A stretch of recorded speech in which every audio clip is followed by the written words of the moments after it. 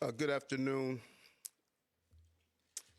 and I'm joined here today by our Chief of Detectives and the Police Commissioner and Chief of Department because we have a strong person of interest in the shooting that shook our city last week. CEO Brian Thompson of United Healthcare was the victim of a senseless act of violence. Our officers have been working around the clock.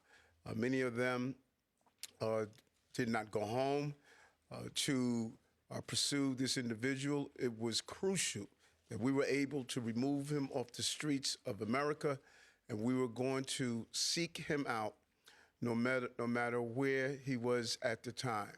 And so this is a strong person of interest. The police commissioner and chief of detectives will go over where we are right now in the investigation. He matches the description of the identification we've been looking for. He's also in possession of several items that we believe will connect him to this incident. How did we do it? Good old-fashioned police work. The chief of detectives and the police commissioner made the decision to release as much of a photo that we had at the time. We sent it across the country, and someone, a McDonald's employee, did something we ask every American to do. If you see something, say something, but most importantly, do something. And they did. And because of that, we believe we have a strong person of interest to deal with this case. I want to now turn it over to the Police Commissioner of the City of New York, Commissioner Tisch.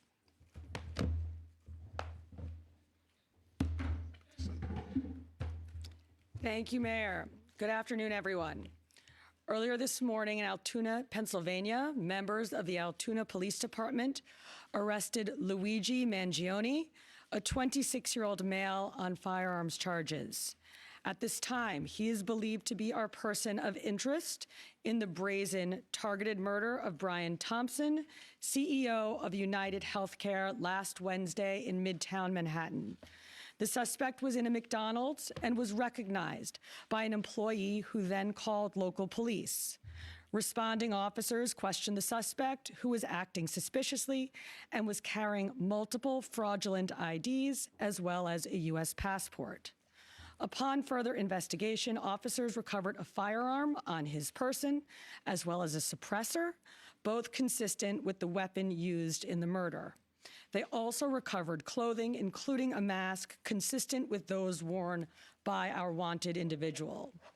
Also recovered was a fraudulent New Jersey ID, matching the ID our suspect used to check into his New York City hostel before the shooting incident. Additionally, officers recovered a handwritten document that speaks to both his motivation and mindset. NYPD detectives are en route to Pennsylvania as we seek to interview the subject further. This apprehension is thanks to the tireless work of the greatest detectives in the world, and of course, the strong relationships we have with our local law enforcement partners. On every level, local, state, and federal, we all serve the same public safety mission. And this case, which captured the attention of an entire nation, is another example of how connected we are and how important it is to work together, share information, and pursue every lead. For just over 5 days, our NYPD investigators combed through thousands of hours of video, followed up on hundreds of tips, and processed every bit of forensic evidence, DNA, fingerprints, IP addresses, and so much more to tighten the net. We deployed drones, canine units, and scuba divers. We leveraged the domain awareness system, Argus cameras, and conducted aviation canvasses. And our detectives also went door to door, interviewing potential witnesses and doing the good old-fashioned police work that our investigators are famous for. This combination of old school detective work and new age technology is what led to this result today. And we must also acknowledge the instrumental role the media and the public played in this case. The images that we shared with the public were spread far and wide, and the tips we received led to the recovery of crucial evidence.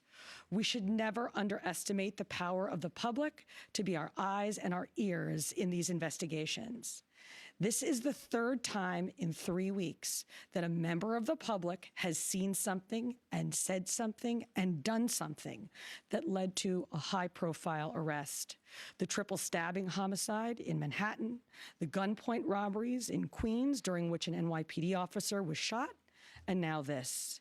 Now, the case will continue through the criminal justice process, and while we are proud of today's accomplishment, we must, of course, remember that a family is in mourning.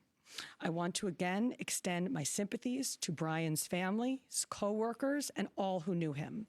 Finally, I want to thank the women and men of the NYPD, especially our Detective Bureau personnel, with a strong assist from our intelligence analysts. We also thank the SAC of the FBI's Criminal Investigative Division, Leslie Rodriguez-Bekshies. And I want to commend the staff of the Manhattan DA's office, and especially DA Alvin Bragg. He has been working with us 24/7 on this case, and I am incredibly grateful for his partnership. I'll now pass it along to our great Chief of Detectives, Joe Kenny, who will provide additional information. Chief. Thank you, Commissioner. Good afternoon. As the Commissioner stated earlier, a male was taken into custody today in Altoona, Pennsylvania this morning. He has been identified as Luigi Nicholas Magione. He's a male, 26 years old. He was born and raised in Maryland. We know he has ties to San Francisco, California, and his last known address was Honolulu, Hawaii. He has no prior arrest history in New York. Members of the NYPD Detective Bureau are currently traveling to Pennsylvania with members of the Manhattan District Attorney's Office to interview this subject. This case was brought to a successful conclusion based on the coordinated effort between numerous NYPD units, including the Intelligence and Counterterrorism Bureau, our federal partners at the FBI, the Manhattan District Attorney's Office, and of course, members of the Altoona Police Department in Pennsylvania. On Thursday, one day after this crime was committed, the NYPD released a photo of the shooter in this case. This picture was obtained by the NYPD during one of their extensive video canvasses. We took that photograph and we asked for the public's help in identifying this subject, and the public responded. Hundreds of tips began to pour into our hotline. Each tip was investigated thoroughly, and we began to release additional photographs as they came into our possession. The NYPD provided these photos to numerous media outlets. Local, national, and international outlets released the photo via television, print, social media, and online content. Luckily, a citizen in Pennsylvania recognized our subject and called local law enforcement. Members of the Altoona Police Department responded to the call, and based on their investigation, they notified the NYPD. This investigation is still active and ongoing. Thank you very much.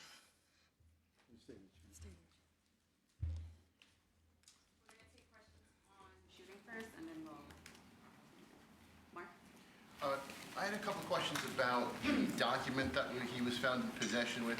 Can you go a little bit more in depth about those motivations that you mentioned? Was that CEO specifically named in that document? Was there anything more about him wanting to go after others?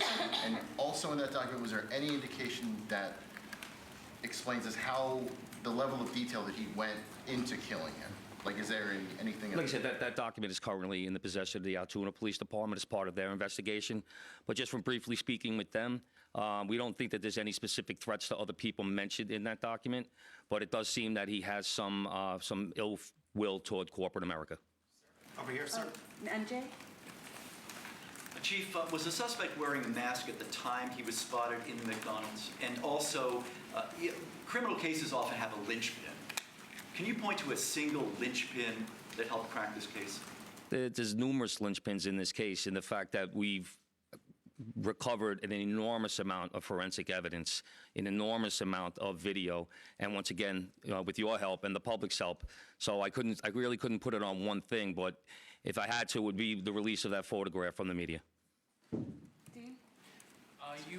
What you said he had a passport on him. Do you believe he was trying to flee the country? And also, are you still looking for any evidence in Central Park in regards to the bike? We had divers in the water yesterday that came up negative results. The passport, we don't believe that he was planning on doing any traveling at this time. We don't think he, at this point in our investigation, we don't think he was trying to flee the country. The person at the McDonald's, were they buying food? What were they doing at that exact moment? He was an employee at the McDonald's. Right. But what was the suspect doing? He was sitting there eating.